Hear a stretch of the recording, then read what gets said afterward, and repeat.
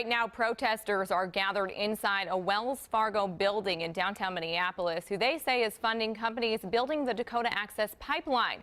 Kate Raddatz is live there with the latest. Kate, what can you tell us? Well, as you can see, there's still a very large police presence here behind me. We were just able to get into the first floor, where we saw most of the protesters now are gathered sitting around in the lobby area. One of them told me that some of them were upstairs meeting with some Wells Fargo representatives. I have not been able to confirm that yet with Wells Fargo. He also told me that others were blocking off the entrance to some elevators here. But for about an hour and a half this morning, most of them were on the west side entrance and were holding up a sign to protest the DAPL. The protesters were holding a sign that said Wells Fargo funds genocide.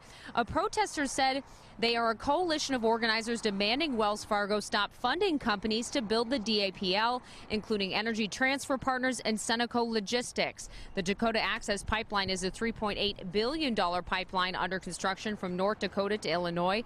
We talked to one woman who preferred not to use her name, but said the cause was important to her.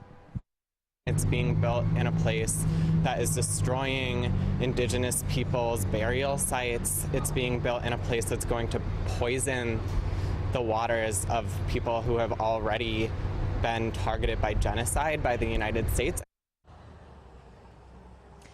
Now, there are a couple of groups involved in today's protests. We're told that Native Lives Matter as well as Minnesota 360 were involved in helping to organize this particular protest, although there is supposed to be protests at Wells Fargo's throughout the Twin Cities. Some of them, the protester told me, some people are asking customers to close their accounts. He also said that this was just one of happening throughout the city, as well as many happening throughout the country throughout the month. So, Kate, is it just Wells Fargo that they're protesting? Well, he said that others may be protesting at U.S. Bank as well throughout the Twin Cities, but I was just able to speak to a representative from Wells Fargo in the last 5 minutes. He told me that Wells Fargo is one of 17 financial institutions that's helping to finance the DAPL, but he also said that Wells Fargo is committed to environmental sustainability and human rights. All right, Kate, thank you.